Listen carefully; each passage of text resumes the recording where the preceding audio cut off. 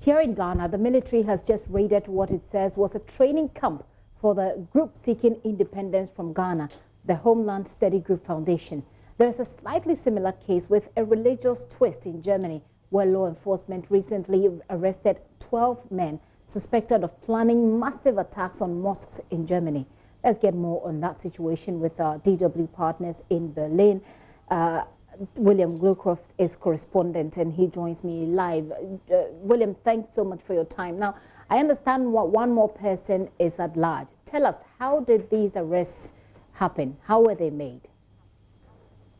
Yes, it sounds like Ghana and Germany are sharing some unsettling similarities at the moment. Now, this group that was broken up very late last week, and details about it are still coming out. They weren't looking to secede, as is the case, it seems to be, in Ghana, but they were looking to create what they call, or what investigators say, is a civil war-like situation in Germany, where they would launch attacks to essentially divide society and create chaos within society. Now, it seems, at least for now, that at least some of these men who were arrested were already known to law enforcement officials here in Germany. But what was new is this group that they uncovered, this terror cell. This was a massive raid, actually. It took place in multiple locations at the same time in 6 different states in Germany. And taking in, as you mentioned, 12 of 13 suspects. There is one at large. His whereabouts, as far as we know, as far as what police have told the media or made public, is unknown. Now, some of these men arrested were direct members of this terror cell, this far-right terror cell. Others are being accused of financing it or helping connect it with groups outside of Germany that with similar far-right ideology or with equipment and other resources. The raids were meant to collect weapons and other evidence to show that this group existed, and it seems that exactly what investigators had feared is true, that there is a far-right cell, a new cell operating within Germany that investigators say may now have been broken up. We also know that this group sort of grouped up or formed itself on social media using WhatsApp messages. You did indicate that they were just arrested recently, so details are still unfolding. Are there any known details about these 12 particular people involved?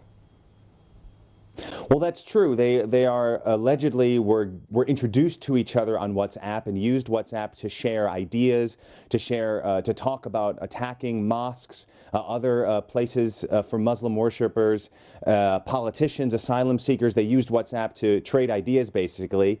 Also to share pictures of weapons. Apparently, homemade weapons were recovered from these raids. Weapons like what we saw in the Halle attack, when a lone gunman tried to enter a synagogue and killed 2 people on the street before he was stopped there with his homemade weapons. It, of course, should be noted that it's quite difficult to get weapons in Germany, so a lot of these far-right groups that are underground try to make their own, fortunately that aren't so effective as real weapons, but still a danger nonetheless. And it's also coming to light that this group in Germany may have had ties with a similar far-right extremist group in Finland. These are the types of groups that have really become bolder and more visible in the years since the waves of migration from parts of Middle East and parts of Africa, which also saw the rise of the far-right AfD party in mainstream politics. So this is just the next in a long series of far-right violence that Germany, both at the state level and within society, are dealing with. It'll be interesting to know what the AfD, for example, says about this particular situation. But let me just find out from you, are these, you did give us some hints, but regarding the scale of attack, do we have a clearer idea how widespread were they targeting people?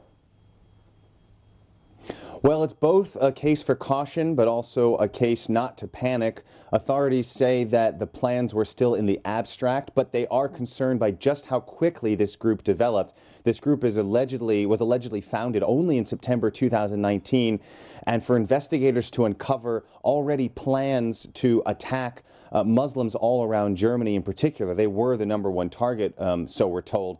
that is what has so much concern within German law enforcement.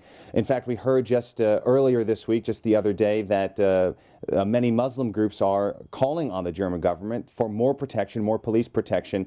That in Germany comes down to a state-by-state basis. State governments decide what and how much police protection to give to religious sites, for example. Now, most Jewish sites, synagogues and the like in Germany, are protected to some degree by police and by the state. That is not so much the case when it comes to mosques and other Islamic institutions, and that is what Muslim leaders in Germany are calling for, that they need the same kind of protection because many of their members and their communities feel endangered and feel very uncertain with this new evidence that's come to light about attacks directly aimed at them.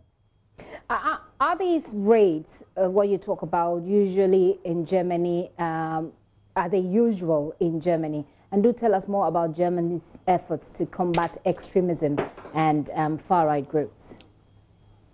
Well, we're seeing this more and more. It's a bit of a combination from an actual rise in far-right membership, far-right groups, people with far-right extremist ideology, combination of that, but also more attention and more focus being put on taking down these groups, on giving more resources. For example, law enforcement officials here in Germany at the end of last year created 600 new job positions specifically focused on the far right in Germany. So a combination of, yes, more numbers, but also more attention being paid both by the state, in the media, and by society in general, creates an impression that there is a bigger problem here in Germany. But it is one that's been existing for years now. It's just becoming more normalized and more of a normal, comes up normally in political discussion about what to do with these groups and how to confront them. One interesting thing that we should note is while the former eastern part of Germany that was under a communist dictatorship for many years,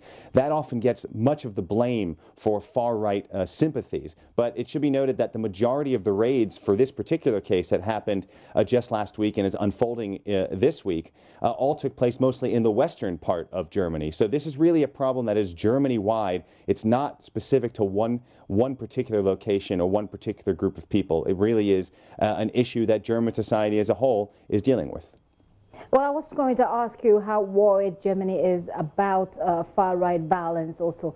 The special, implication that comes with a party like AfD in mainstream German politics and governance.